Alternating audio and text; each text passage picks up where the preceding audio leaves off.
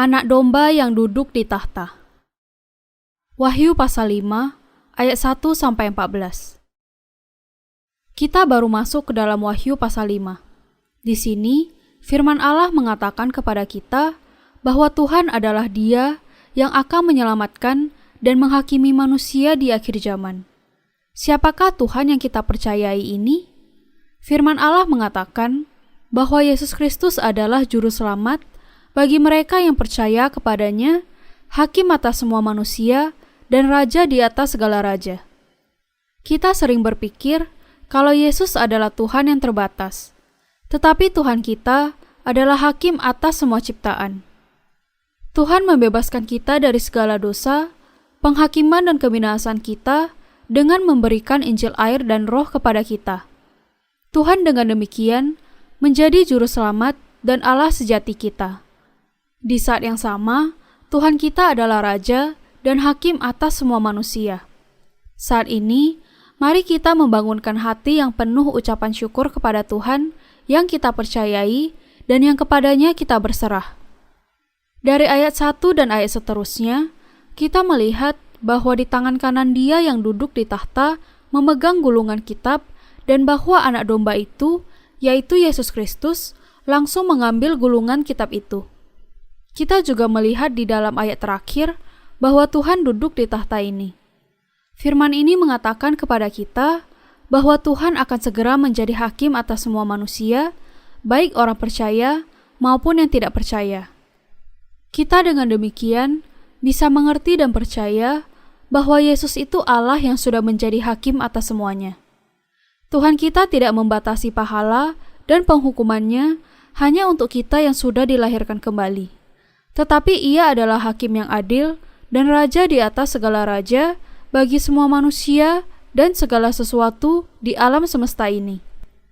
Orang sering mengatakan kalau kita saat ini sudah masuk di abad 21. Ini bisa saja adalah waktu di mana Tuhan akan kembali. Ketika kita mengatakan bahwa kedatangan Tuhan sudah dekat, itu juga berarti bahwa kehancuran dunia ini juga sudah dekat.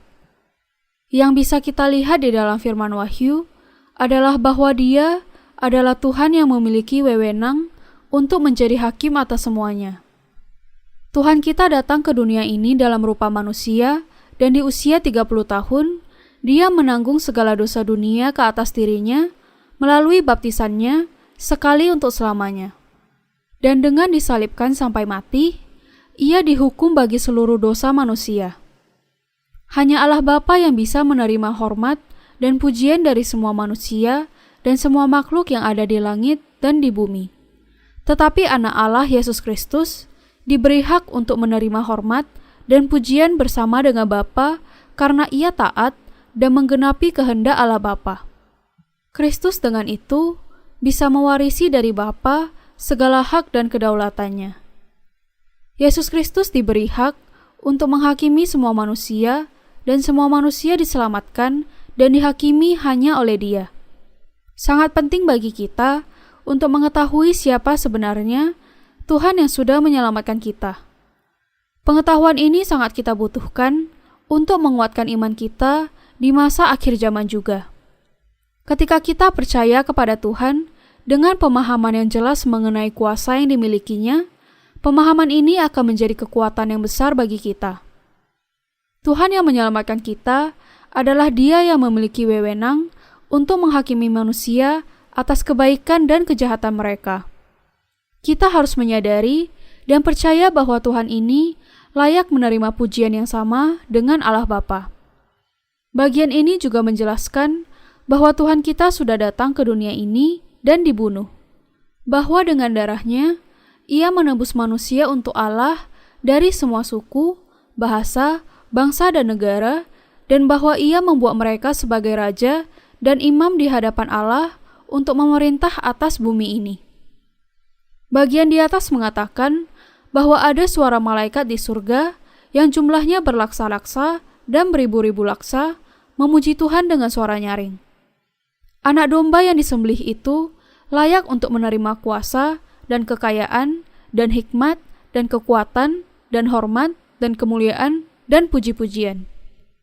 Yohanes melanjutkan dengan kesaksian tentang apa yang dilihatnya dan didengarnya di dalam ayat 13. Dan aku mendengar semua makhluk yang di surga, dan yang di bumi, dan yang di bawah bumi, dan yang di laut, dan semua yang ada di dalamnya berkata, bagi Dia yang duduk di atas tahta, dan bagi Anak Domba, adalah puji-pujian, dan hormat dan kemuliaan, dan kuasa sampai selama-lamanya. Untuk siapa kemudian semua makhluk memberikan semua kemuliaan? Semuanya itu adalah untuk Anak Domba yang duduk di tahta, yang layak menerima puji-pujian, dan hormat, dan kemuliaan, dan kuasa sampai selama-lamanya. Kemuliaan, hormat, dan pujian dari manusia biasa diberikan hanya kepada Allah, Bapa dari Yesus Kristus. Tetapi karena Yesus Kristus sekarang memiliki wewenang yang sama dengan Bapa dengan datang ke dunia ini dan membebaskan manusia dari dosa-dosa, kebinasaan, dan penghakiman atas keselamatan dan penyucian yang diberikannya ini, Ia layak menerima kemuliaan bersama dengan Bapa dan menjadi juru selamat yang layak menerima segala pujian. Dengan memikirkan mengenai hal itu saja, yaitu bahwa Tuhan yang duduk di tahta, yang adalah Tuhan dan Hakim atas semuanya, adalah juru selamat kita, membawa kepada kita kemuliaan yang memenuhi hati kita. Ini benar sekali.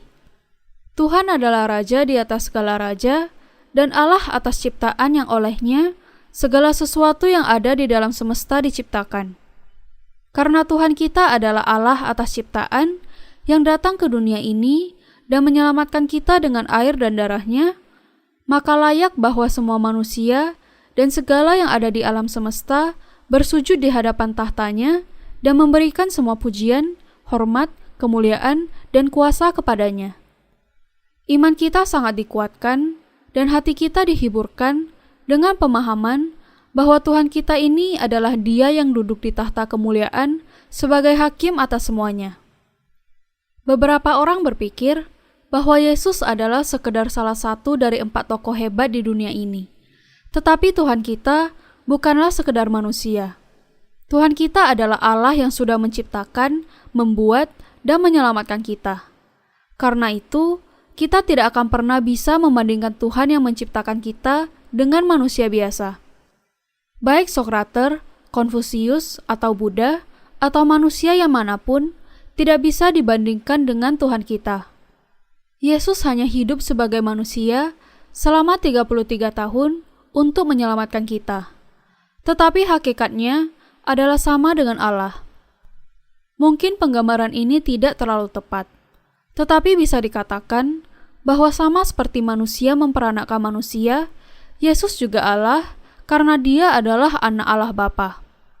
Dengan demikian, Yesus adalah Allah itu sendiri, Allah atas seluruh ciptaan. Tetapi Tuhan datang ke dunia ini untuk menyelamatkan kita. Karena Dia menyelamatkan kita, Ia layak untuk menerima hormat dari kita, dan kita harus dengan teguh percaya di dalam hati kita bahwa Yesus bukanlah makhluk, tetapi Ia adalah Sang Pencipta. Betapa sukacita dan penuh ucapan syukurnya diri kita. Tuhan kita yang bisa menggenapi rancangan Bapa. Tidak ada satupun kecuali Tuhan yang bisa membuka gulungan kitab yang dimateraikan itu. Gulungan kitab yang dimaterai dengan 7 materai Allah ini adalah gulungan kitab yang berisi janji.